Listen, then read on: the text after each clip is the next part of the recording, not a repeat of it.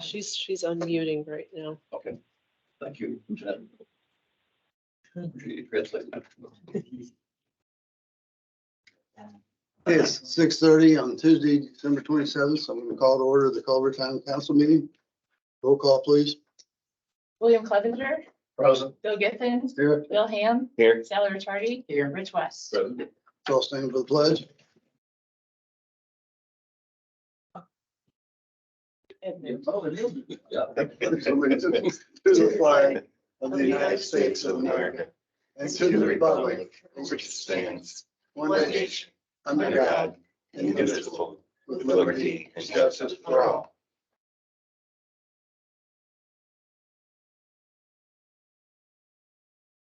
Yeah, just want everyone to know that this meeting is being recorded and your participation in the meeting is your consent to be recorded.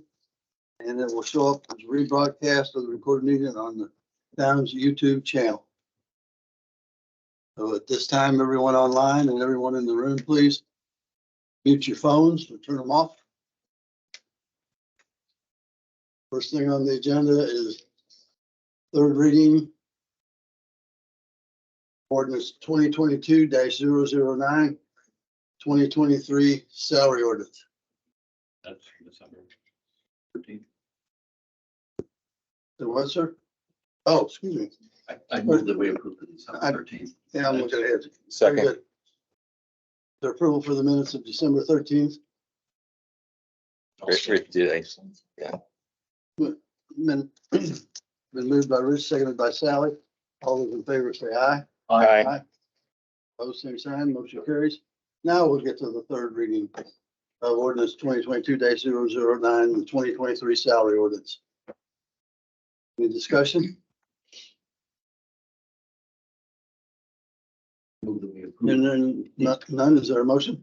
I move that we approve the salary ordinance 2022-009 for calendar year 2023. On Third reading. Second. Motion is made by Rich, seconded by Bill Ham to approve on third reading ordinance 2022-009, the 2023 salary ordinance. All those in favor say aye. Aye. Aye. Opposed, same sign. Motion carries. Contracts. Yeah, for the surf contract, I've sent you an updated copy of that. This includes some changes that, Bill Ham and Jim Clevenger had. So you'll see that since the last time you looked at it, we've added some language to address, end user rates that we pulled out of the RFP response. Jim felt that should be highlighted. We've also added some legal language to protect the town in the event that they like hit a water line or a sewer line or that sort of thing. Made several modifications in the right-of-way license agreement. So my suggestion is to have Jim do a final review and Bill. And then in the meantime, I'd like to go ahead and send it back to SURF. We've gone one round with SURF already where they made modifications. Jim has reviewed those. Bill has seen that copy as well. Bill, Jim, and I met. We made other updates based on that. So we're ready to go back to him. The highlighted portions in yellow are things that I specifically want Jim to take a close look at because those are changes that SURF had made. And, you know, after I accepted all the revisions and cleaned it up, I want him to make sure he gives those a one over. But that's where we're at. With him not here, I sort of feel like we should just move it on to SURF and then come back to you guys in January for the final sign off. Do you need a motion for that? A motion for that? Can I weigh in? Sure. Oh, Jim has not had a chance to fully review it, so that was his suggestion as well. So Okay. Oh, to pass it on to SURF and then, to Let him go through have some it. time, okay. some more time to go through the contract to make sure that those yellow portions of it Okay. are agreeable. And as I've noted in a memo to you guys or in the town manager report, I also think that we've got to have a paragraph added about if for some reason these assets were sold off to a future company, that company would have to abide by this contract as well. So we want to make sure that that's incorporated into there. But otherwise, that's where we're at with it. So do we need to go ahead and I'll just go ahead and give it to Surf? and Yeah. Get it back. Okay, I'll shoot you back my comments this week. Okay, thank you. all right. Next, MCEDC, Greg is back, as you can tell. We've talked about the contract from last year. The only changes I was gonna recommend, as I put in the report, the first additional responsibility under addendum, we have them aiding with eHub. And at the time, I think we thought we were potentially going to do one for Ready grant. So we had that as the point A, and then point B was their aid if and when we did a Ready grant for that project.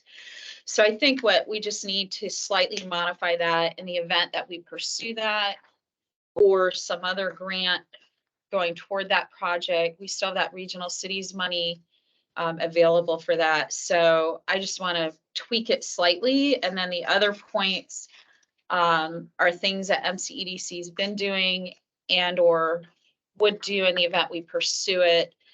So I thought we should keep those in there and then just basically change the date. And I think Greg agrees that those are the only tweaks we really need before we pass it before his board as well. So if you're good with that, Greg and I'll make the tweaks, get it to his board, and let you guys do a final sign off at the first of the year. I think last year we probably did this in the first quarter as well. But otherwise, no other recommended changes unless you guys come up with a deliverable that you want to see as part of that. any council comments?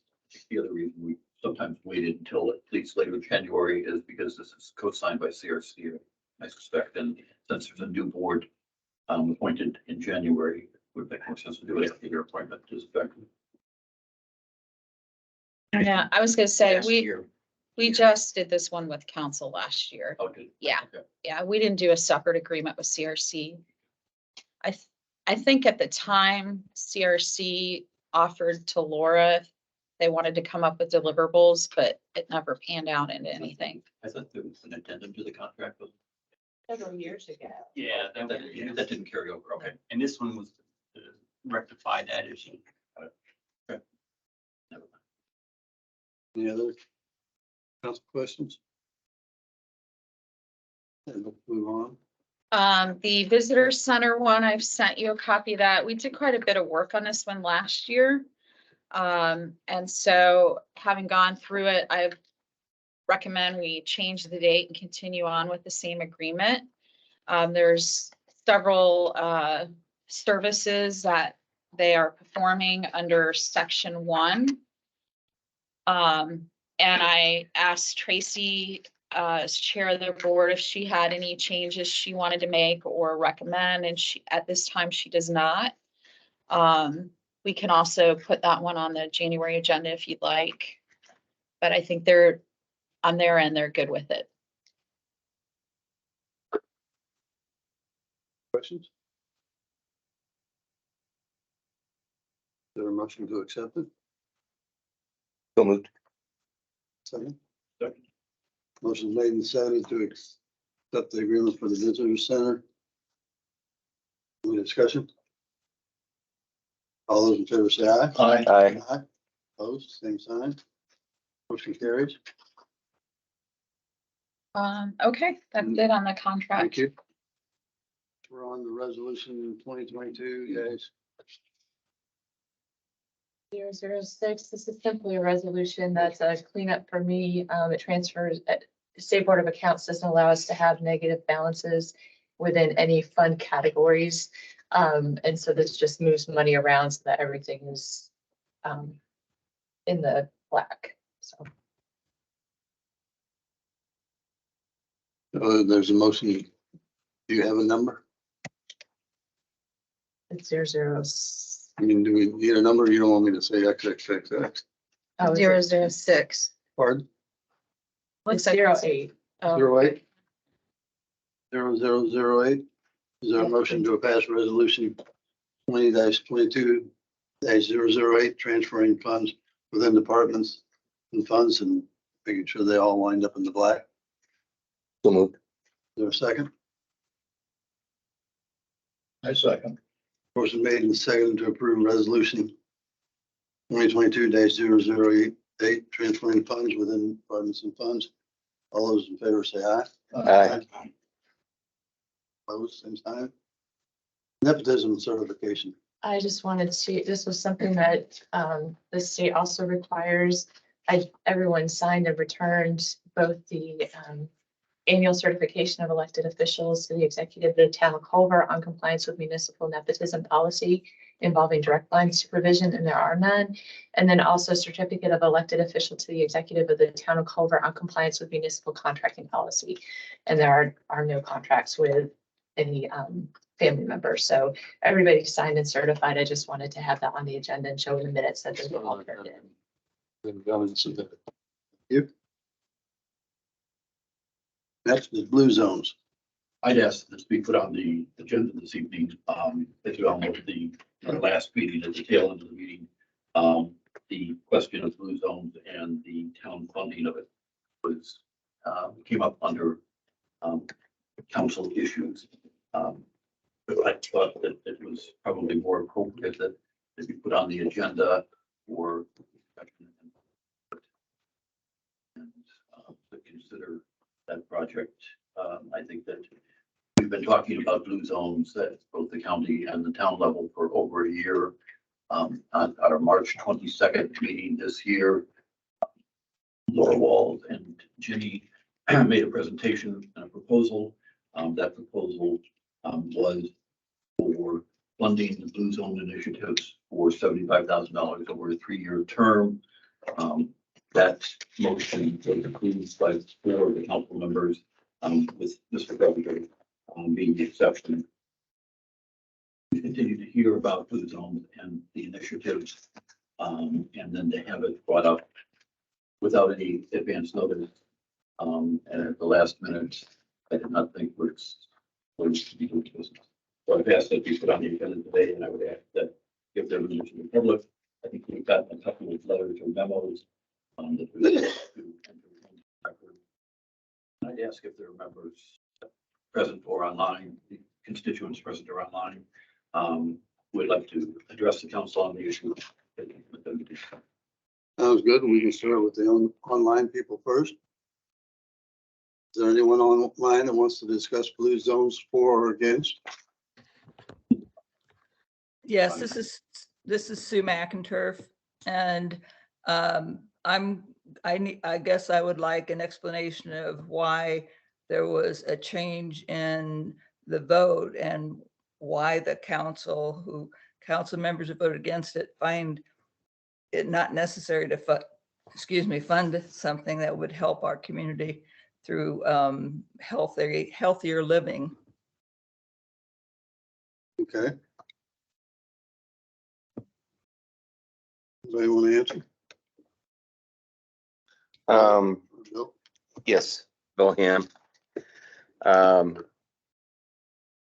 I think one of the reasons is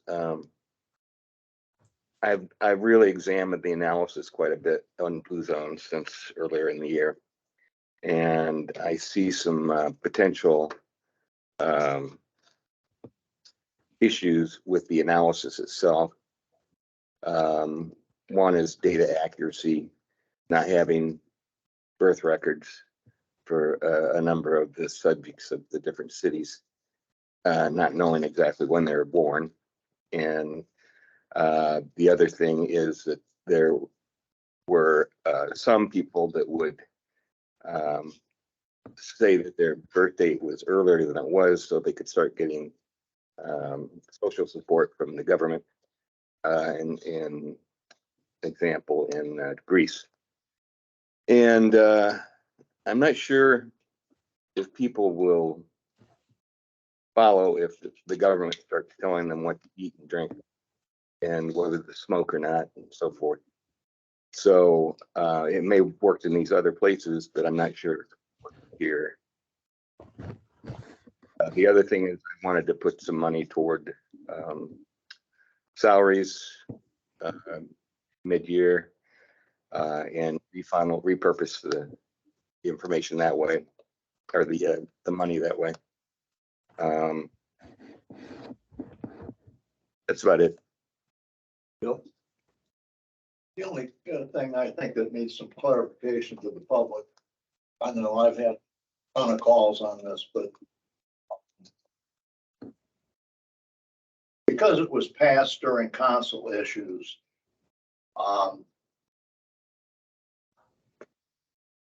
many times we've had issues that brought and things have been passed on council issues.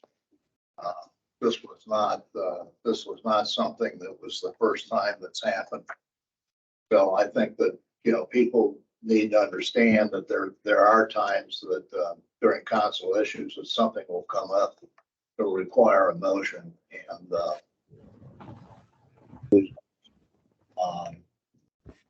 really wasn't out of the ordinary. But that's my only comment.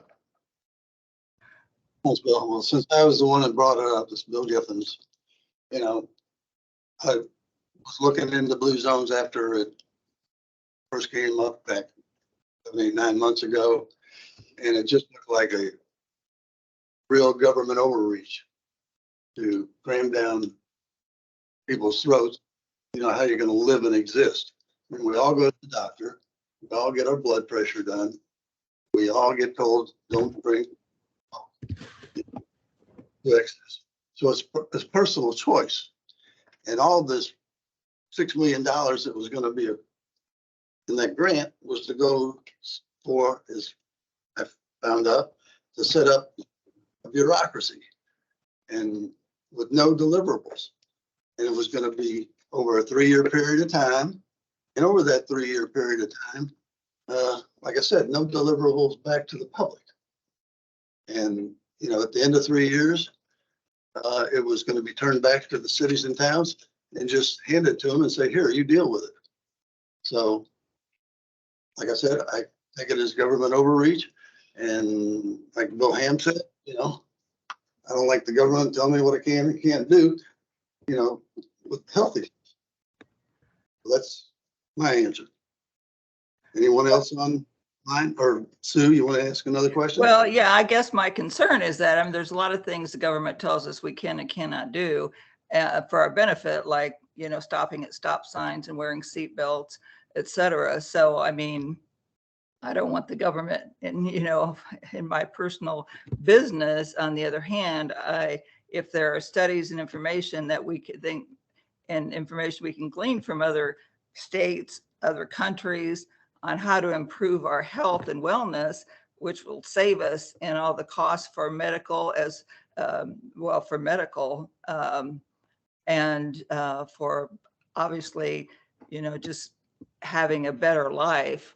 And, I think that the questions that were brought up by the council here could have been addressed and could have been discussed in a meeting more openly, to maybe change some of those things, maybe make an addendum to the study, to the policies, to the restrictions, or the results, rather than just changing a vote, without even bringing it up in the actual meeting to have a discussion on it. Okay, thank you. Is there anyone else online that wants to address it? Yeah, this is Russ Mason. Go ahead, Russ. State your address. I've been doing some research on blue zones. There's been all kinds of startups done all over the country. Nobody has ever come to a fruition that I could find except for 3 cities. Alberta, Lee, Minnesota, Beach Cities, California, and Fort Worth, Texas. And looking into those, what the biggest accomplishment was in all 3 of them was they got the smoking brought down. Now, I don't know how much money it costs to convince people to stop smoking, but it just doesn't seem to me that that's a big place to go. And they're talking about parks and recreation and trails and all that. But when you dig into this, you find out that the money being spent is all dealing with administrative, where we get consultants that come in and tell us how to do these things. Now, we're intelligent people. I think, you know, within the county, within the state, we could put together a program to get people to quit smoking without spending that kind of money on it. And as far as other things like trails and parks and things like that, we're already doing those kinds of things. So it is my belief, just from what I've read and what I've been looking into, that a big portion of this money is administrative costs up front with no real deliverables. It's up to the cities, once they've given this guidance and the people, the consultants have come in and told you what to do, that it's up to you to implement this stuff. Well, I think we're smart enough to know what kind of things we can work on and fix. If we're concerned that the health of Culver is not that good, I think we can come up with ways to communicate to people to do it without spending that kind of money. That's it. Thank you, Russ. Anyone else online that wishes to speak? If so, please state your name and address.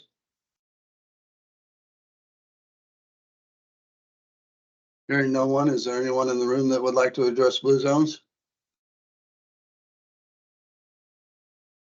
I'm Wendy Yoder. I'm with the Marshall County Community Foundation and United Way, and I was asked to come tonight just to answer any questions you might have, and also wanted to give you an update on blue zones just briefly. You already heard, you know, our talk about blue zones and in March of 2022, so I won't go through all of that. But one thing that I did want to bring up to you, that the governor just came out with his Public Health Commission report, and it was interesting to us to note that he's saying again, there is a high price for doing nothing about public health in Indiana. Indiana, he described our public health ranking as our Achilles heel when it comes to our economy and our way forward in Indiana. Indiana ranks in the bottom 10 nationally on health factors that put our populations at risk, greater risk for chronic illness. You mentioned smoking and tobacco use, obesity, mental health. Our public health funding is in that bottom tier as well. And in Marshall County, we rank 64th out of 92 counties, and that slipped from 61 in the prior year report. We already have a population decline in Marshall County of 1,100 people. And when we talk about economic development and the health of our communities, both our public health and our economic health, that's a big factor. So when we talk about talent attraction and keeping our population, we can't separate the two. They go hand in hand. I just wanted to point out too that we first learned about blue zones through Okra when we applied for Stellar. Stellar brought about $75,000 to the county to address population health, and they knew that wasn't enough to really do the systemic kind of change that we're talking about. It's going to take a countywide solution. We looked from the start for measurable, an opportunity, a framework that provided measurable results and proven results. And we spent 2.5 years of research and analysis on this, because that's what we do as a regional planning team, is we start with the basics, start with that. So this work builds on what we've accomplished to date through Marshall County, through the Crossroads Regional Planning Team, the strategic planning that went on there, the quality of life plan, with public input and surveys along the way. And we know that Marshall County has just demonstrated through that work its ability to mobilize community-wide with the Stellar work, with the quality of life plan. And we can build on that collaboration that we know already works for Marshall County, because it's going to take all sectors of the community, it's going to take that community input, and it's going to take hundreds of volunteers to get the work done. So through that 2.5 year process, we've undertaken to explore blue zones. We know we have a leadership in place, and we think we're ready. But we also have that unique opportunity. What we came to you with in the first place was that unique opportunity to leverage local public and private funding. That's what Readi was all about. And that still is true. Even without the Readi grant, we still have the opportunity to do that. While the full blue zones transformation would take around 3 years and 8 months, we've negotiated an 18-month phase 2 quick launch contract that would let us focus on the policy work and let us get started right now as we launch the private fundraising. And that gives us an opportunity to establish with that initial investment, a track record, a proven track record before we go on to the next phase. So local public funds, they would help assure a commitment to policy change, and that's fundamental to this work. And it will help drive the private investment as well. And so I just, again, want to thank you for your time. Thank you for the opportunity to come in and talk to you, to address the concerns that you might have, to answer any of the questions that you might have. I heard you talk about other communities that have achieved Blue Zones designation.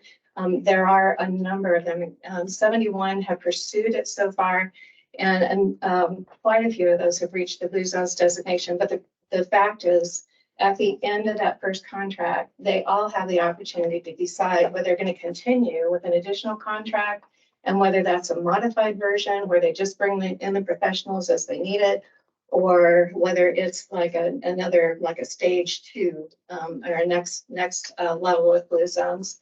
And it'll be across the map on what communities try or choose to do.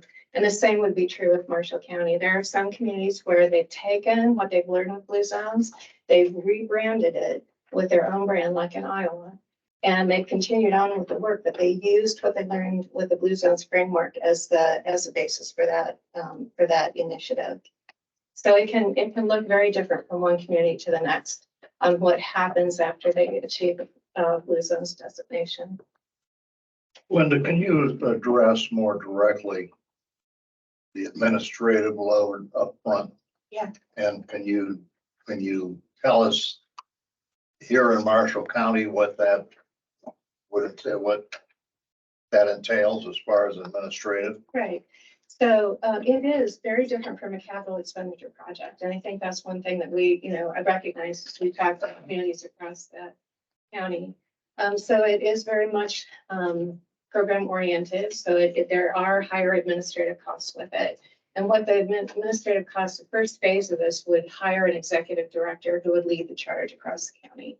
And then we would bring in national experts that would talk to us about built environment and food environments, and look at our opportunities, our best opportunities in the county to move those policies forward that can serve as the basis for the change going forward, right? So that still is requiring community input at every step of that way. It's not that they're going to come in and tell us what to do. It's having that dialogue back and forth, because there's about 200 things on a menu of items that any community can choose to become Blue Zones designated. But what they're doing is saying, let's come in and see what you're ready for and see where we have the most opportunity, where are your biggest challenges, where are your greatest opportunities. So it is very much continuing what we've already started with Stellar, with the Crossroads team. It's just continuing that work at the next level, at a deeper level. Well, isn't it, I mean, rather than bringing all these experts, and a guy from out of town's an expert, so rather than bringing all the, I mean, don't we have the resources with the volunteers and so forth to do all this work without having to pay all these experts? One thing that I would tell you, we heard this from other communities, and honestly, we can see it from where we sit. We have great hospital systems in Marshall County already, Beacon Health System, St. Joseph Health System, and so on. And they're doing good work, but they're doing pockets of work. In fact, there's a St. Joseph Health System has had a tobacco cessation grant for a couple of years now, and they've had one person trying to lead the charge and gather those groups of people around, those volunteers around. But it's an uphill battle. It really is. And what we heard from other communities is, if you think you can do this on your own, you're wrong. It takes that kind of inclusive framework and everybody pulling in the same direction to get this kind of change done. And it does seem intimidating. We're talking about population change, population health. One thing that struck me as we went through the studies is it takes 15% of our population to make choices that are different than we're doing today, 15%. And that doesn't mean they're gonna, do everything all at once. It doesn't mean they're gonna stop smoking. It doesn't mean they're gonna, all of a sudden change to a different kind of diet or start exercising. Maybe it's some of one of those things. But it's those incremental things over time that really lead to that population, that change of population health. And it's taking the experts that they're coming in, but they're training a local team. That's the whole idea of it, is it's sustainable because they're training a local team. And then that work carries on after they're gone. We want to learn so much from what they're bringing to the table that we can carry it on after they leave. So the model is more based upon education and identifying opportunities for people to make healthy choices, not mandating government required health. We're not gonna take away your donuts or things like that, or make, I don't think that that's the intent of the program. I think it's to Yeah. educate people and provide opportunities that aren't there now. And whether we have the resources currently, the fact that we've already slipped from 61 to 64 in terms of the least healthy counties in the state, at least to me says we need to do something. Linda, one other question as far as the, my understanding, you did not get a Ready grant. So where is the program now? Yeah, so even with the Ready grant, we would have done, we knew we weren't going to get full funding for that, even if it was approved. Just because they had $11 million in requests and $7 million to allocate. And so we knew that it wouldn't be fully funded. But we also knew that with the commitments that we had in the county, we only needed a small amount. We had a small gap to fill in order to go to this next phase of it, to activate phase 2, which really focuses in on the policy. And then that leads to the private investment, because we've had private investors that said, show us you have an appetite for policy change. Well, that's a pretty healthy appetite if we've got cities and towns that are saying we're willing to invest in this. So we think that filling that gap is a pretty easy lift when we've got that kind of commitment and local public funding.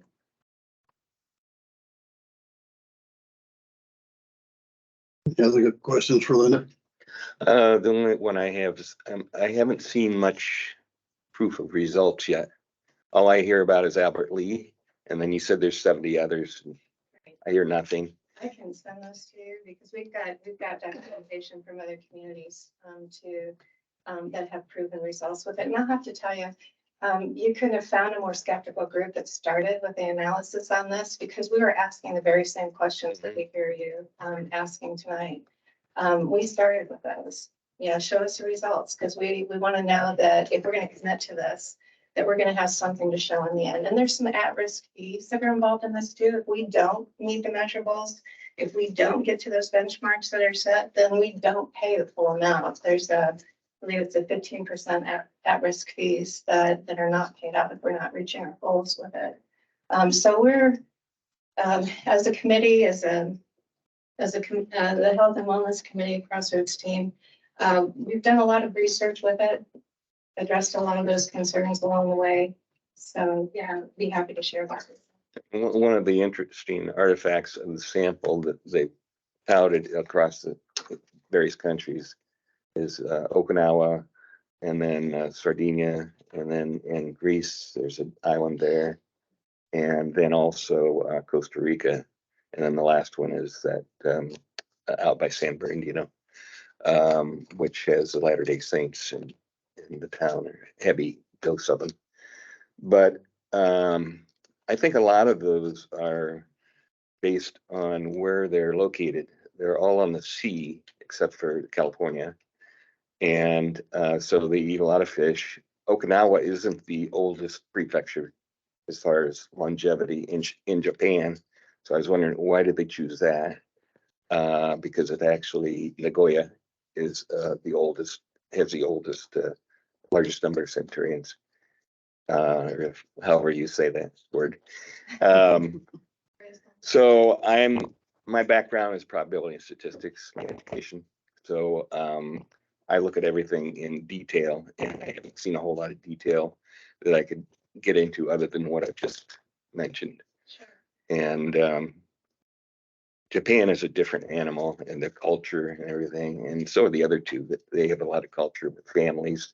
They said tight-knit families, religion, exercise, of course, and then a plant-based diet. So I don't know how people are gonna warm up to plant-based diet Right. around here. Well, it's interesting because we, again, had that conversation and they pointed to Fort Worth, Texas. Um, nobody's going to equate plant-based diet with Fort Worth, Texas.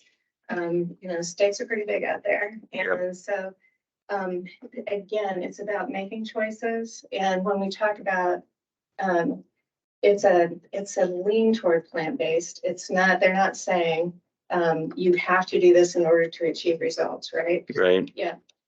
So, but just pointing out, the benefits of that and the options that might, that might include and how that might be incorporated into what we're already doing. But it's those gentle nudges toward, increased mobility during our day, right? So when we talk about hiking and biking trails, yep, we're doing a great job in putting that kind of infrastructure in. But what are we doing to encourage people to think about that as a mode of transportation, in addition to recreation? Because I think a lot of times when we think about hiking and biking trails, we immediately go to recreational use. And I can tell you, we got a lot of people that are trying to move within our community that are having a difficult time because we don't have sidewalks every place, because we don't have the ability to safely bike from one place to the other. And it's those opportunities to allow people to make that choice in a safe and healthy way, that again adds into that whole mix of things that can help us as a community become healthier. I drive past the elementary school, Washington Elementary School in Plymouth on my way to work every day. And I look at the number of people that are lining up in cars to drop their kids off. And I keep wondering, how far away are they, and what do we need to do to make it easier for them to walk to school? And safe for them to walk to school. So just little things like that can really add up to make a big difference. You mentioned people connecting with each other, helping people find their purpose. That's they focus on policy, places that people gather the most, and then the people part of it, connecting with each other, connecting with people who are making healthy choices as far as our circle of friends and so on, and how to encourage and promote that, and becoming part of a faith-based community. And they don't define it in any other way. Do we belong to a faith-based community, and the impact that has on their life expectancy? All of those kinds of things are incorporated into the work. Well, one other question, tell us a little bit about, as far as Marshall County is concerned, what type of private funding are you looking at? We've got some private funders that have talked about some pretty significant funding. And one of those in particular said, like I mentioned before, we want to know that there's an appetite for policy change because they're convinced that that'll be the basis for making significant changes in Marshall County. So we think that funder has a pretty good potential to step in a significant way. There's another funder that we're talking to. I can't share the name with you yet, I'm sure. Sorry, but they have indicated that they might be willing to consider a pretty significant contribution as well. We know Bowen Center's been very upfront. I'll tell you, I've had conversations with them. They'd like to become Blue Zone certified in all 26 counties where they have a presence. They are very much behind Blue Zones, and we're pretty excited when we talk with them about it. They are defining mental health in a very different way. They see it now, it's very connected to our physical health, mental health and physical health. A lot of times our physical health will affect our mental health. And so they are now in some of their campuses, they're incorporating medical services as well, dentists and physicians and optometrists. Have you got an idea of ballpark? And I know you don't want to identify. Have you got an idea of ballpark what you might be looking at? One funder has indicated they might be interested in coming in at 750,000. I'm sorry, 750. 750,000. What about the other one? We haven't gotten a number for sure from them, but I think there'd be some pressure for them to come in at a pretty significant level. I can tell the Community Foundation has already committed 100,000. United Way would receive grant funding of 100,000, well over 100,000 between a couple different grant opportunities there. So we do have some private or some other grants that are coming in. Okay, well, thank you, Linda. Sure. I appreciate it. Thank you. Anyone else? Yes, sir. Tom House, 430 State Street. I'm kind of late to the party on this one. I didn't hear about Blue Zone until a week. I did a little bit of research myself, not to the extent that Mr. Han or Russ has done. I just got just here writing down some observations. These aren't necessarily in any order or anything, but just food for thought. When you go to the doctor, what do they ask you? What's your health history? How much do you weigh? Do you smoke? How long did you smoke? How long ago did you quit smoking? What's your activity level? Those are the first things that a doctor asks. These are all things that you know are going to come back from this recommendation. These are all, everybody knows this. The problem is we've got to convince people to do these things, okay? Another observation is when we started coming here 25 years ago, they used to smoke in the restaurants here in town. We didn't in Illinois at that time. And prior to that in California, they didn't do it a long time even before Illinois finally did away with smoking, non-smoking. So we talk about incremental change is the term I believe the young lady used. I think, and I did say young lady because I can't see her face. She doesn't have gray hair like me. So She could be a Romeo. she could be a Romeo. She's not a male. Even if you identify. Observations have been that 25 years ago, we had smoking, non-smoking here in Culver. We don't have that anymore. We've made some incremental changes, and I agree, it takes time. The other thing is, anytime, it's still amazing to me, you look on Lakeshore Drive, about every third car, somebody's got a cigarette in their mouth yet, okay? Still a lot of smoking goes on in Marshall County. So if you want to do something that is going to promote non-smoking, put up a bunch of billboards. I don't think we need somebody from the outside coming in and say, hey, you know what? I got an idea. Let's tell people not to smoke. We already know that. The other thing is, read the obituaries in the Culver Citizen. It's always been amazing to Teresa and I how many people are over 90 that pass away at Miller's Mary Manor. You know, Miller's, we've always said, you go in up way and you come out on the flat side, but you're usually 92 years old. So I've always been amazed at how high the longevity was here in Culver. My third thing is, I believe, Jenny can attest to this, I think Culver received a walking community designation. Is that the term? That we were designed as a walking community? Didn't we receive some, what was it called? Because we had that group came and we walked around town and then they designated us as being actually a walking community that said there were a lot of people in town that walked. Yeah. So I think that's another positive, at least for Culver. I don't know about the rest of Marshall County. And we've been very, going on with our trails and our biking paths and all this. This has all been good things. Fourth thing that I'm concerned about is we talk about our loss of healthcare. We've lost the facility downtown at the Collins building. Up at the hospital, there's no longer an ICU at the hospital. There's no longer cardiac rehab at the hospital.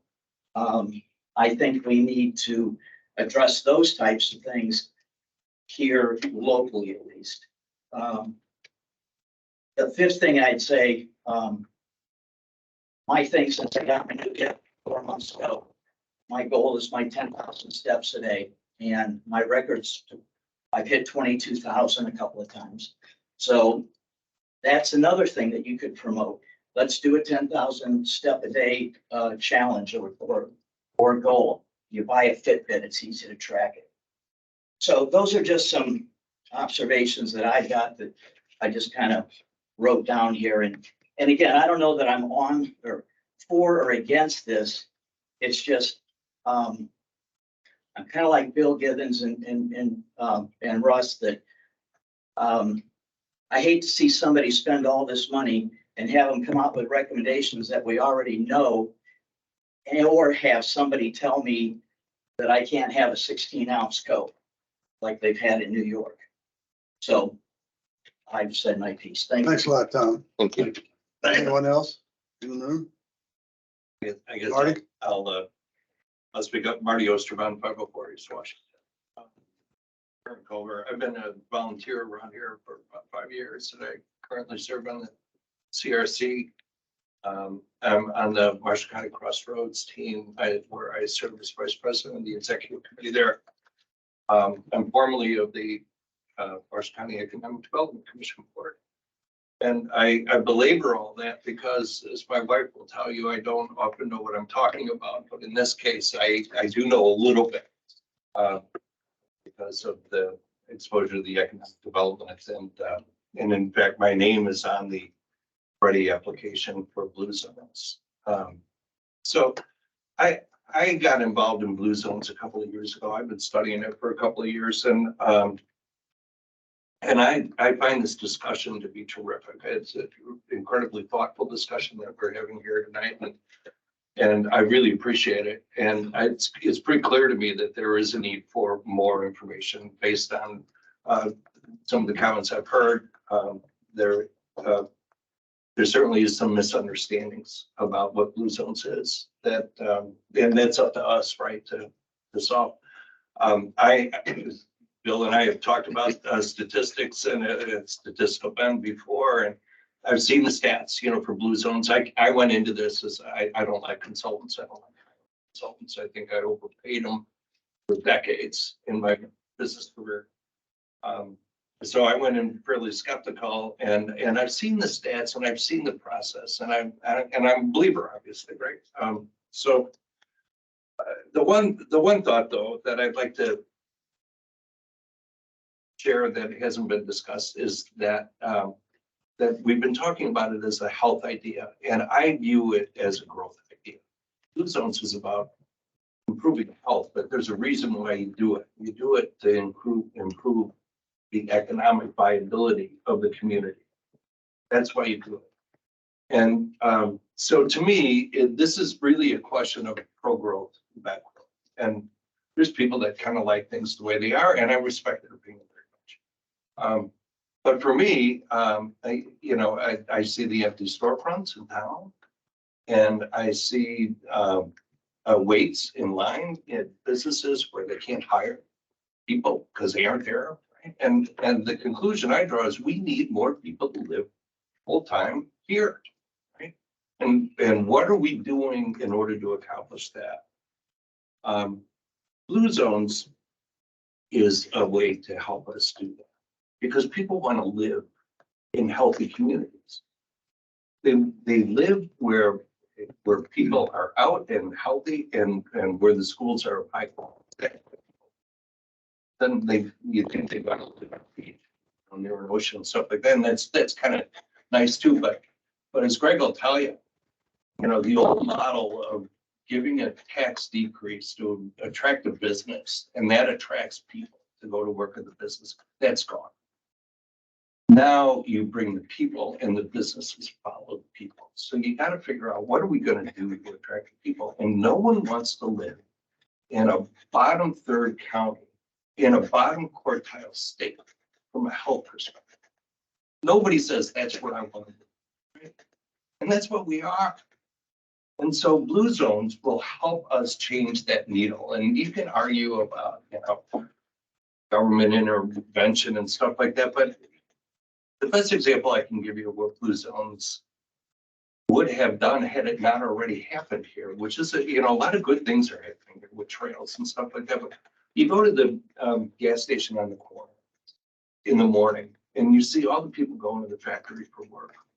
And then you'd see them come back for lunch. And you know how many pieces of fried chicken they sell for lunch there a day? I can't imagine. But it's in the hundreds, right? Every day.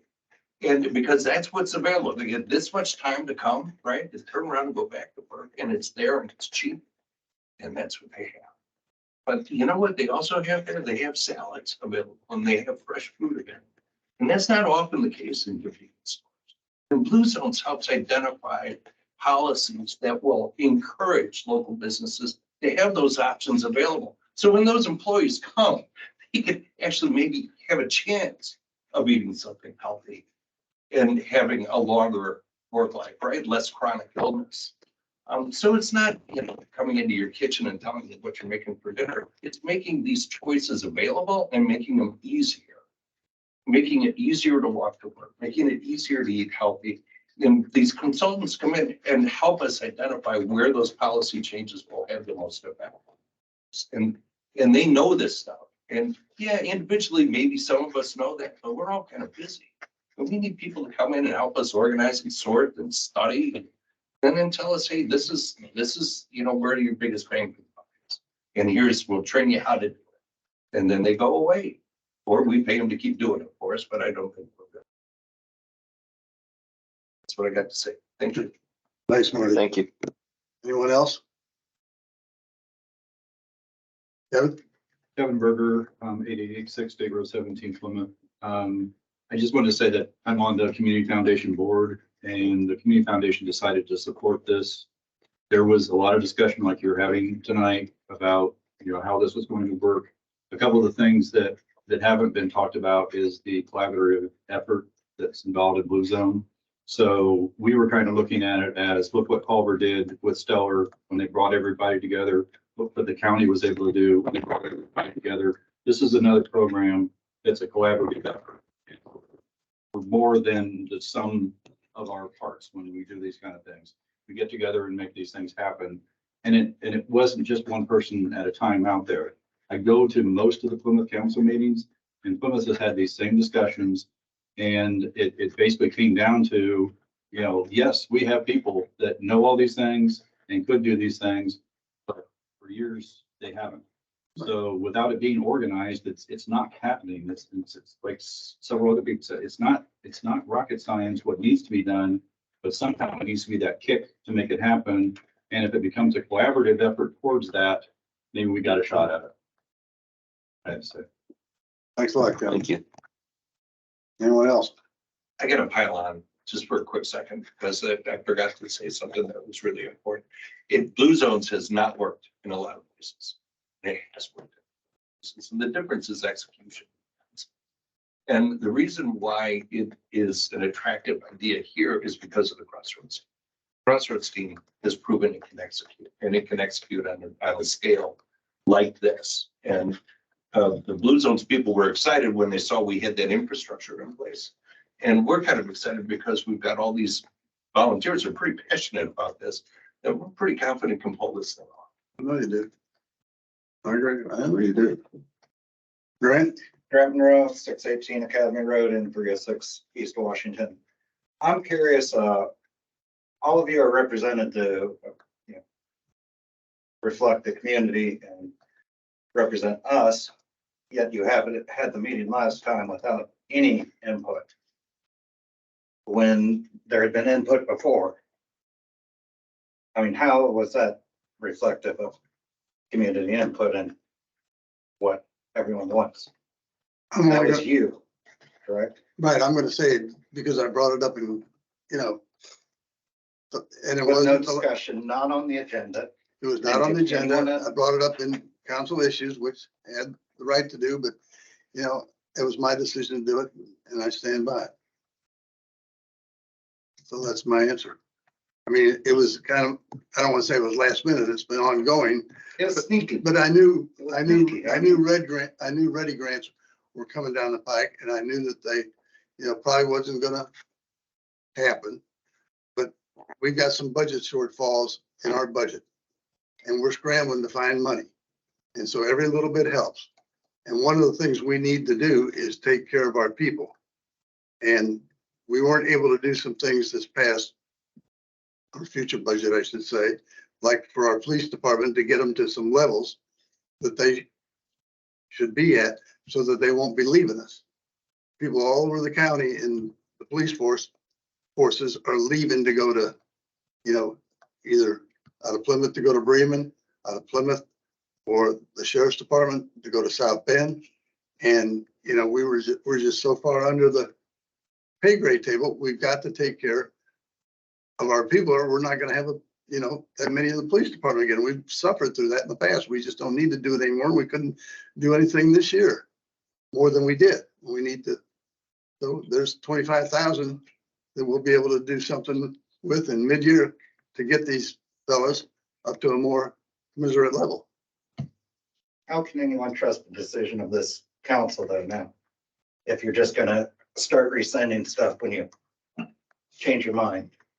I mean, that's essentially what you did. Correct?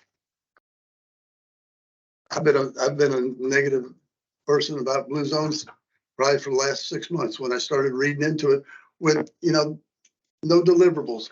There's so many questions that are unanswered as to, where's the funding gonna come from?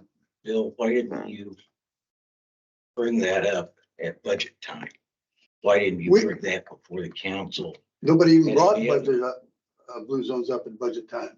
It wasn't even discussed during budget. If you did, Was it not discussed when you approved it? yeah, it was discussed when we approved it. And that was, you're talking about 7, 8 months ago, 9 months ago. Yes, it was. We talked a little bit about it, but we didn't know that much about it. None of us did. We're learning more each and every day. I agree about that. What I seem to learn in reading about research done on blue zones, it's exactly what Culver and Marshall County needs to improve the health, well-being of the citizens here. And also, if it's in place, I see it attracting new residents and new employment opportunities. If you have new residents, you can get hopefully some people employed. Well, yeah, you can get people employed, but you gotta have housing for them too, and we don't have the housing, and that's important. And we're working towards the housing, but the housing is gonna be not coming for another 2, 3, 4 years. And we saw what happened the last time housing was brought to Culver with Maple Ridge, talking about $175,000, $225,000 homes, and now they're pushing 500,000, 4 or 5 years later. And it brought new residents, but what it did was bring the helicopter moms and dads. Well, sooner or later, the helicopter moms and dads will own homes. And Well, they own They'll- homes and then, and if we 4 or 5, after the have kids a graduate, housing they development, sell their homes and then there clean will up. be other homes available to purchase. hopefully, but we gotta have the homes to do that. Right now, we don't. Right. Okay. Any other further discussion? I think we wrap this up. I would make a motion if we're finished with the discussion, that we, reinstitute funding for the blue zone projects, for the next 3 years. And I think we're going to talk about negotiating an amount for the funding for that. Rich, let me just interject. I don't think that the last meeting we talked about not funding it following year and the following year. I think it was this year's funding. I may be mistaken, but I thought it was just this year's It funding. was just to take out of the 2023 budget. That's all it was. But And then we were let me interject, it was misrepresented in Max 98's article that it was for 3 years, but it was not. It was only 1 year. I remember that being stated, that it was only for 1 year. I said, take it out. I said, take it out of the 2023 budget. We can go back and what do you suggest funding wise? We originally had budgeted $25,000 for the project for 2023 and the same amount for the following years. I think it gets to all of the other things that we're doing, all of the crossroads committees and teams and the 2040 planning process that we're doing. I think this fits in with that. And I think it would be an important piece of the whole puzzle if we don't do something to fund it. We talked about 25. If you want to, let's make a deal, or it's ultimately, I think it'll be the 5 council members who have to decide and vote on this. So, is there I guess, on a straw poll, is there a willingness to fund some monies for 2023? Be my question to that. I don't know. Okay. I want to put the money towards police salaries. Our people are our most important asset. Right. Any employer will tell you that. And you got to take care of them, and especially now when the dynamics of inflation and competition, we got to keep competitive or we're gonna lose people and we're not gonna find them. We already have done this, substantial increase and on the police funding. If you look at historically, Culver has always been one of the lower paying positions. And even when we get close to the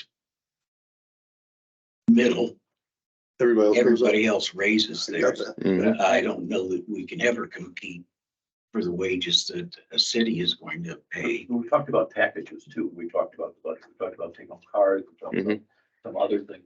I don't agree with you that it's important that we try and retain staff, because it's ultimately, it's much less expensive to retain them than to bring somebody new in, and then you've got another 60 or 90 days if they're at the academy or they're doing something else.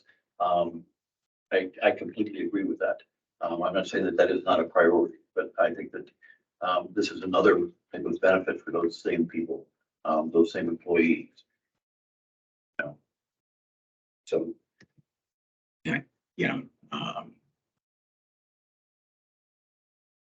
Everybody will think that the lowest. If you want to cut 10,000 out of it, I could live with that.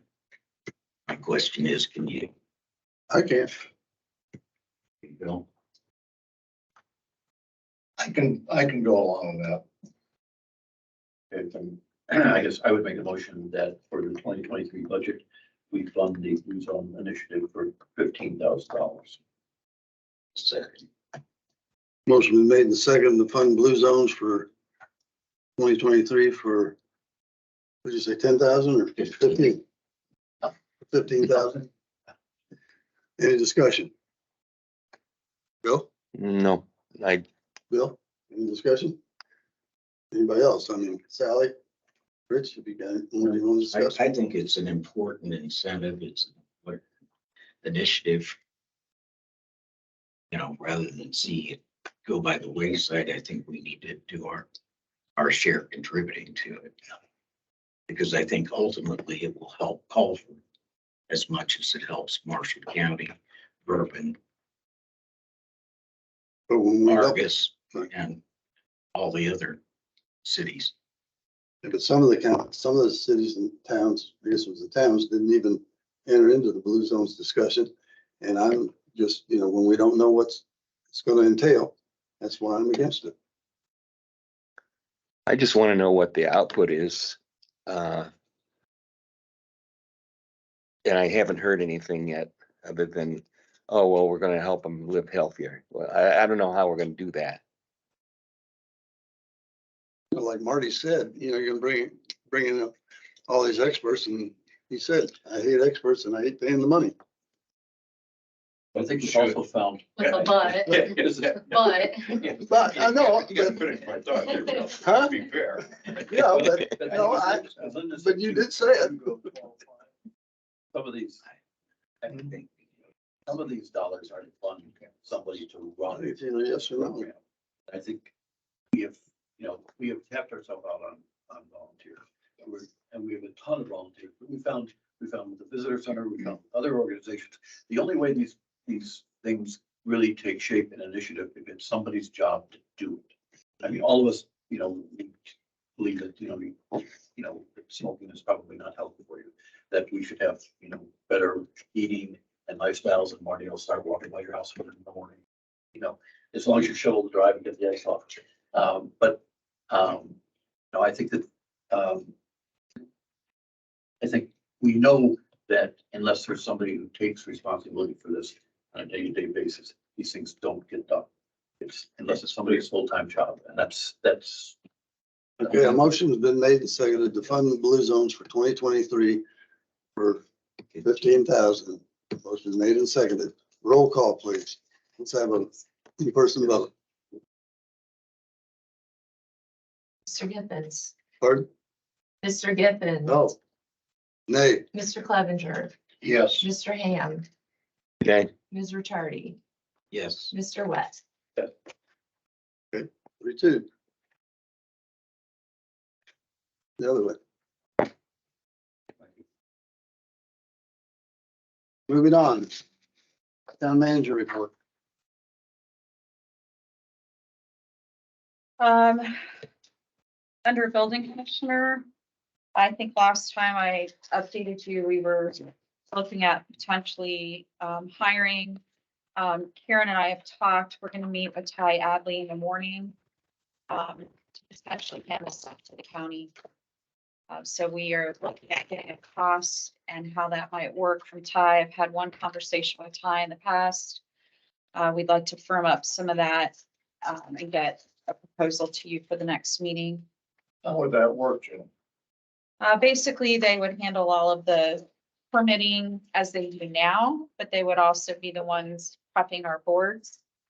Our boards would still obviously have local control of our own zoning ordinance. We'd be going by our zoning ordinance, not the county. But it would significantly increase the amount of time they have to invest in it. They would have to cover everything I'm doing now, everything that Chuck used to do. So, and unless you want to hire someone, and I don't know that we can do it before I leave in February. So our recommendation is to work with the county on that. Didn't Ty come up with some, didn't I discuss some rough figures? that we Yeah. would be paying the county. But he was not willing to firm that Okay. without talking to his board first. So Okay. Know that the number of permits have been up. The revenue generated by those permits. we should get an end of year report on that number. Again, we have to, we have the subsidizing, that if we have to raise the rates again. They have that self-sustaining, and the program paying for itself. That's, I would consider. Yeah, Were a lot of those permits though, the academy? several were, last quarter they had, I mean, the number was astronomical. The dollar amount. Yeah, they- Dollar amount, they yeah. clearly have a project going on and renovating all their properties. But they're paying a permit fee for that. Yes, I mean, this is not. every this is- permit this has is a profit fee. Status, yeah. The county takes out their part, which covers inspections, and then whatever's left comes back to the town of Culver. Our fees tend to be a little bit higher than some of the county fees, so, but they Okay. do get their cut, and then we get a check once a quarter. No status changes on the NDOT projects or the water proposal project. So we can skip all the way down. Park project is obviously under construction, but not moving with the weather. So that's your Okra Stellar project. Under town manager updates, we already talked about the MCEDC contract, the visitor center contract. Under the comprehensive plan, as you guys know, we're having several of these meetings across the town. But also I wanted to let you know that Donnie from MACOG sent me over the weekend the trail data from our survey. So I will put that it's in an Excel spreadsheet right now. I'll put that into a report and get it out to the public. That was the survey questions we did not have at the time that I put out the last report. So he has produced those for us. Merchant Association meetings continue. Our next one is on January 9th. There's not been any change since the last update on that. No special event permits. We do have one making the rounds with department heads that will present at the next meeting. The Ready Grant project, the only change on the Dunes project and the Ready Grant is that Sally as chair of the CRC, and I met with Phil Facenda to talk about the establishment of the TIF district. We've organized a January 11th meeting. Phil would like to meet with Jim Clevenger as well as the builder to understand what's going up there. Then that information will also go on to Baker Tilly so they can establish what that TIF area would generate in terms of revenue. All the parties involved in that will be getting together on January 11th. The annexation of Tamarack Road property, the petition for this is in. I think originally this was going to be on January 10th agenda, but I think Jim is moving it out because we didn't get it in time to publish whatever that requirement is for public notice. So I'm working on a fiscal management plan for that I'm aiming to get to Jim early next week. So as we start progressing with that, he'll have that in hand. And other than that, I did want to comment on blue zones. I know you've had, your doubts about this project. Personally, I wish you had brought them to me and or the Crossroads team or Linda or anyone else for that matter. I know that the county voted to support this project 5-2 the Monday before our meeting. That Thursday was the day the decision was made for the grant. And I believe that was probably why it was brought up in our Tuesday council meeting of that week. It clearly blindsided me. So I responded with a resignation letter that I would ask that you guys accept at tonight's meeting. My last day will be February 10th. And I think in the past we have voted to accept that. And I think that's actually, I think you were supposed to cover that before my town manager's report. So you've got town manager, building commissioner, next steps. But anyway, I would ask that you go ahead and accept my resignation.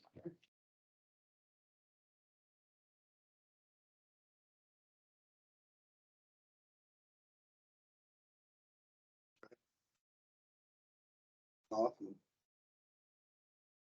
Okay, we'll backtrack. Is there a motion to accept Jenny's resignation as town manager?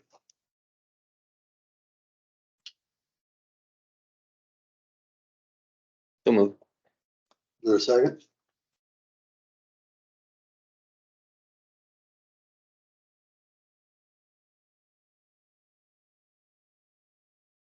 Second? Procedurally, I'm not sure we need an acceptance. If you've tendered it, it's effective, so we can't force someone to continue to work. So I'm not certain if what the point procedurally would be about accepting or not accepting the resignation. If you, I just want to know the Tendered date it. that I gave you, you're good with it. okay,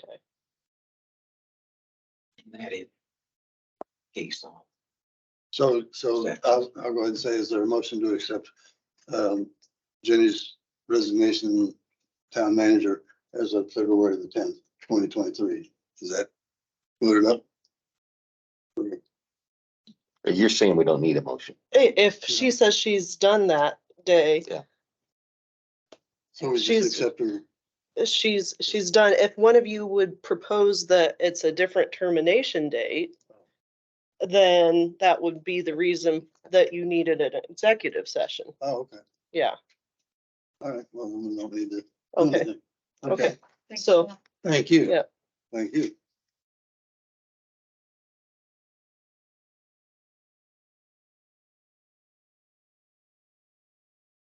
Now we're on to department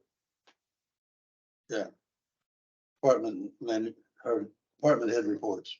Were we going to have discussion I of the think building you might- commissioner? Oh, Might want to discuss Yeah, you what skipped the bullet plans are. before. yeah. We could just. I've got an wait. old, Yeah. Can't I wait put my- until February. No, 10th no. to Look for a new town manager. No. Building you commission. need to go ahead and advertise for a building commissioner. Everybody agree? No. For a building commissioner? No, That's what you, that's Are what you- you said, that's what you said. Town manager, building commissioner, next steps. I know, you said. Do we want to advertise for a building commissioner or do we want to go with Ty? And I mean, what do you, I would suggest we authorize Janine Carrot to negotiate. and I don't have a problem with that. So, okay. I mean, they've already started it and we knew about it, so we're gonna proceed with that. That's why I was asking, you know, what would the salary be? And that's still to be determined. Or not salary, but what would Ty be charging Culver? So that's still to be determined. So in other words, continue the discussions For building commissioner. for building commission. Okay. It's subject to your agreeable terms. Yeah. Right, yeah, to the council's agreeable terms. Do we need a motion for that? I don't think you need a motion to Okay. just let them enter negotiations and bring that Okay, to you. You'll So- need a motion to approve the terms. Yeah. once they're presented, sure. Yeah. No, I understand that. Okay. All right, And then the discussion of advertising for town manager. okay. It's been suggested, and I suggested it, that, you know, we contact Mr. Ripley again, since he helped with, finding Jonathan, and then worked with the council at that time on, Jonathan resigned to encourage and, you know, Jenny to take the position. So do we want to contact Mitch again to, I think it would be a good step. Yeah, I would move that we solicit a proposal from him to do that.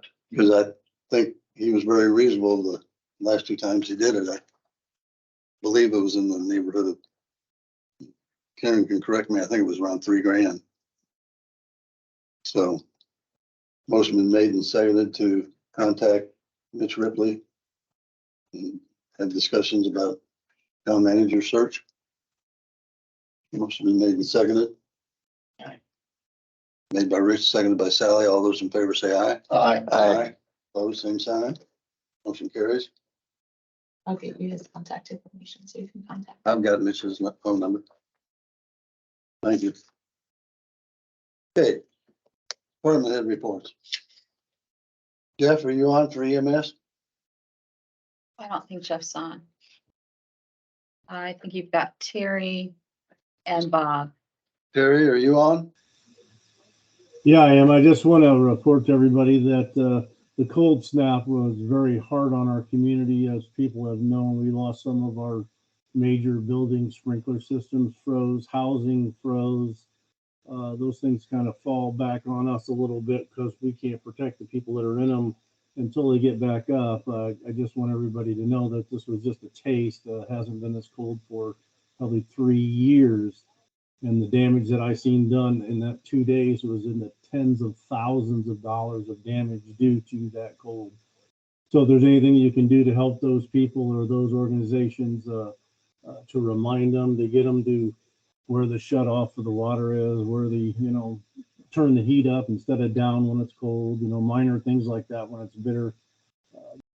Just to help the community. That's all I have. Thanks. Thank you, Terry. I don't believe Wayne's on board. He usually has FOP. Wayne, you're not on, are you? I don't see him on here. Amber, Park, Nothing. nothing. Bob, utilities, are you on? He was. I am. for- I have nothing for you. Thank you, sir. Moving on to boards and commissions. Plan Commission. The Plan Commission had 4 rezoning cases the other night. Those will come to you at your next meeting, with the exception of one that has to go to BZA first, and then it'll go back to Plan Commission, then to you. And then I believe they have 3 upcoming cases I need to get notices out for tomorrow. Those will probably come your way February if approved, depending on the case. So again, another a very busy month for both Plan Commission and BZI. I think we were here till 10 o'clock one night and 10:45 the other. So you might thank some of those members Right. because I don't think they've had a short meeting all year. Been crazy busy. Redevelopment. I would say that in the upcoming year, ours will get busier. But at our last meeting, all we did was the only thing we had on the agenda was one side grant for the beer stand, which we approved. And I gave them copies of the annual. Thank you. Anyone online from the tree commission? Or in the room? I think Mike Stallings was online. Mike, are you on? Might be off now. Okay, thank you. I'm on, but no comments. Nothing's happening. Okay, thank you. Clerk's report. I've got one claim over $2,500. It's the third and fourth quarter payment to MCEDC for $5,000. So that we approve those, the claims over $2,500. Motion made and seconded to approve the claim over $2,500 to MCEDC for $5,000. All those in favor say aye. Aye. Opposed, same sign. Motion carried. I've got a request to encumber funds. You approved purchases of in the amount of $5,796 for uniforms and $7,233.05 for air bottles. Both of them went for the fire department. I'd like to ask for motion to encumber those funds from the 2022 budget so that we can pay them with 2022 funds in 2023. There's a motion to approve encumbering funds in the amount of $13,429.05 to the fire department. So moved. Motion made and seconded to approve encumbering $13,029.05 from the 2022 budget for the purchase of uniforms and air bottles from the fire department. Any discussion? All those in favor say aye. Aye. Aye. Those sign. Carries. I just need for you, every year, we have a bond for the clerk, the deputy clerk and the park superintendent. I just need you to approve those and then I will get those submitted to the clerk of courts for the county. So motion to approve the bond for the clerk, deputy clerk and the park superintendent. Is there a motion? Is there a second? Motion been made by Rich, seconded by Bill Ham to approve for a bond for the clerk, deputy clerk, park superintendent. Any discussion? All those in favor say aye. Aye. Opposed, same sign. Motion carries. The final thing I had is an issue with our sidewalk program. As you know, we had a number of applications over the last year. We had one that somehow got the impression would pay half of the invoice or half of the amount of the programs. I'm not sure if she thought that if they turned in the invoice to us, we would pay half of that amount. She didn't understand that we pay based on the square footage. Or maybe she thought, based on the square footage, then the contractor would invoice her for double that. I don't know where the misunderstanding was. She did receive a letter from us though that stated how much we were going to pay her. And so I don't know if she looked at the quote prior to it, but the quote was significantly higher than double what we could pay. So she is now refusing to pay the contractor for the work that he has completed. We had $825 is the amount of her award. And I would like to ask if you would consider allowing us to go and pay that money to the contractor in the understanding that the contractor would then maybe re-invoice her for a lesser amount. Subtracting that. It's a civil thing. I'm really in the middle of between the two of them. But I also don't, the work's been done, so. So your report was forwarded to me maybe 4 o'clock this afternoon.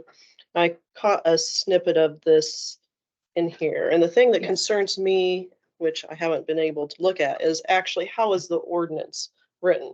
I don't And know so- that there's any ordinance specific to it. And I guess in light of the hour, and we've already been here for an hour and a half, maybe if you all could make a motion to possibly encumber those funds into 2023.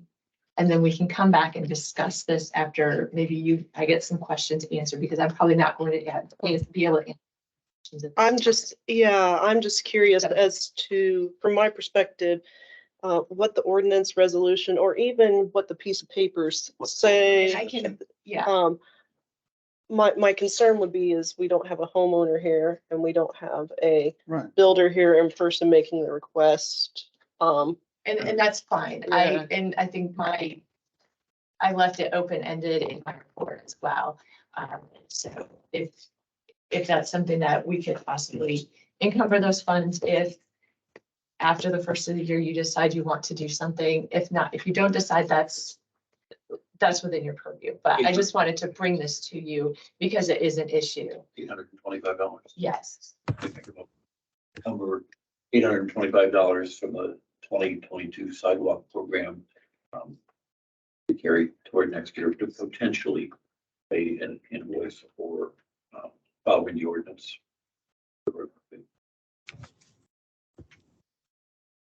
That at least allows, that won't then hit the 2023 budget. That's helpful. Is there a second? Second. Motion made and seconded to encumber $825 25. even. The 22 budget. Payment on the sidewalk. Any discussion? All those in favor say aye. Aye. Aye. Opposed, same sign. Motion carries. That's all I have. Thank you. Attorney's report. As you all know, but the public may not know, we have a new lawsuit by Culver Neighbors for Responsible Development that seeks an injunction against the town regarding the Dunes project. We have a answer due or a response, a motion due to their complaint January 27th. And I'm really excited to work on this one. So. Okay. If anyone has any questions that I can answer at this time about this, I'd be happy to share, or otherwise I may decline to comment, but it's a case from my perspective that has a lot of hurdles to be meritorious. Anything else on your attorney's report? No. I'm going to schedule after the first. Something to do with it, I don't remember the exact legal issue, but I thought Jim doing an executive session. Jim had discussed possibly doing a executive session to discuss strategy, but I think our strategy is pretty well. Okay. We know what needs to be done with the lawsuit.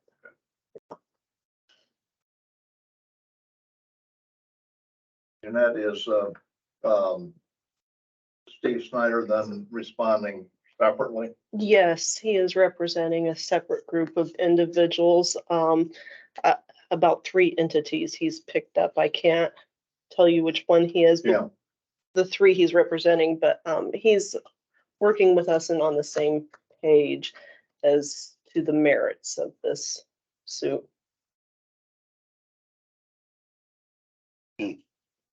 Moving on, is there anyone present for utility shut off or ordinance violation? This time, those present to dispute the utility shut off or ordinance violation may address the council. Anyone online or in the room? Hearing or seeing no one. Time for citizen input. This time, the public may address the council with their concerns. Although the public may speak on any item that is not included on the agenda as a public hearing, the council may or may not respond or discuss any issue brought forward at this time. Is there any citizen input? Online? State your name and This is Sue McInturf. I just wanted to say that I was saddened to hear of Jenny's frustration with council and subsequent resignation. I just believe it's going to be really difficult to find someone with her knowledge and commitment to Culver to take her place. And I wish it hadn't happened. any other citizen input online or in the room? Kevin? Kevin Berger, a couple things. One real quick, I wanted to thank the fire department for their compassion and help with the sprinkler system, because one of them's with us that we had those issues. Making some changes to try and prevent that again, but it happens. The second one is in your discussions with Ty about doing the building commissioner work. Keep in mind that Ty won't be there forever. I have no problems with Ty, but I know we've had problems in the past getting responses and stuff, and it's going to be somebody else. Make sure that contract's tied down well so that we can get out or change things. And right now, Plymouth has left the Marshall County program because they didn't like it with the permitting program. It's just one of those things where we're kind of losing that local control, understand the budget issues, but and just caution you to make sure that you don't think about this as just a contract with Ty. It's a contract with the county, possibly in perpetuity. Good point. Thank you. So I'm going to chime in on your comment too, as I would agree that it should, if we can look at it as a temporary solution. Right. It's best to have a building inspector in place that knows the details really well of what's going on in Culver, because we're a very unique community and we have a situation where we have people with means that will litigate issues that don't get litigated other places in the county. Oh. Yes, sir. Tom Uhas, kind of, this really is a redevelopment commission question, but I think it would eventually come back to you. I understand redevelopment has, and I don't know I'm going to use the right term, has pledged or committed funding for the Dunes project, correct?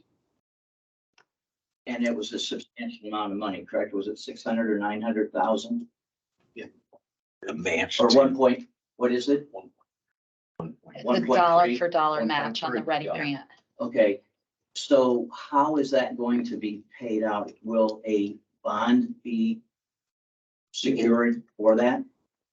Yeah, right now it's going through, as I was saying in the town manager report, we're establishing a TIF area on all of those properties. Right. And as well as the Tamarack Road commercial property. Baker Tilly and Phil Facenda will be involved in analyzing how much that TIF will generate over 20 years or 25 years, the length of a TIF. And then you can bond the agreement, or you can do what's called an expenditure agreement.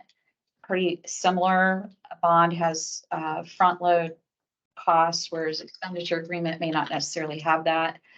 But you can do a percentage of that TIF. So if that TIF is going to generate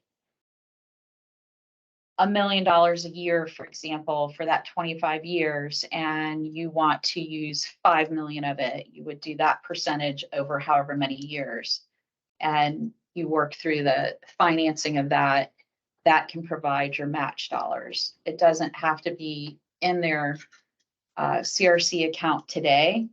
You can set it up based on that TIF. Okay, well, that was my question, is I don't think you're going to be writing a check for 1.3, correct? Correct. Okay. It'd be financed. And this payment would be as the project progresses, or is this all for infrastructure and it's a front end load? We wrote the Ready grant for infrastructure or utilities. Because usually if redevelopment's going to invest in a housing project, it's for infrastructure or utilities. We also knew that we had to get those utilities to the south end of town where we annexed down to the Howard property, which is at the far south end of all of those lots. So this was one way of helping to pay for that. Redevelopment Commission was already talking to developer about potentially doing that to get that infrastructure utilities in place. And the Readi grant opportunity became available. So that's why we ended up applying, using those TIP dollars to make the match toward the grant. But you're right, Tom, it wouldn't be all written up front, and it'll work similarly to regional cities. Though regional cities was also federal dollars, and you, as Kevin could tell you as the developer in that project, you do it as you go.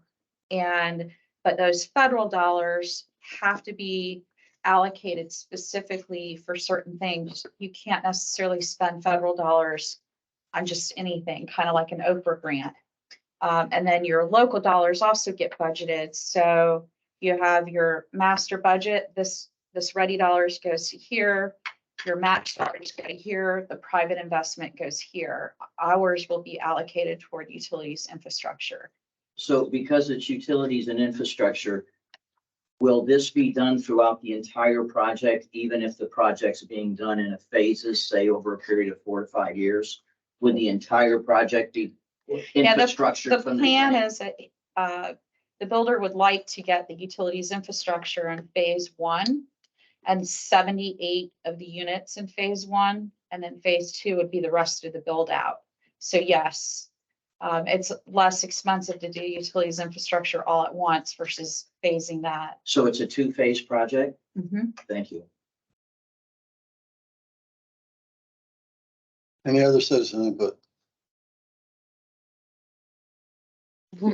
Should have asked her. Council issues. Rich? No, thank Linda and others who came out tonight to contribute and provide information on the blue zones.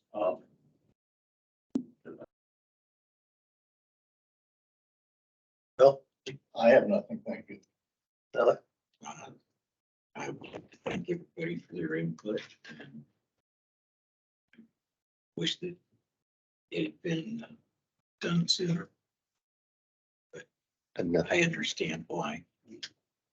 No, I have nothing. Couple of things. I want to thank everybody for their input tonight. Also remind everyone that we've got a number of vacancies on boards and commissions, and if you have an interest, you need to see Karen and pick up the forms and get it in by this Friday at 4 o'clock, I believe. Is that right, Karen? And wish everybody a happy and safe new year in 2023. Motion to adjourn. So moved. Okay, all in favor, say aye. Aye. Adjourn. Who was the second on that? Herman? Hey.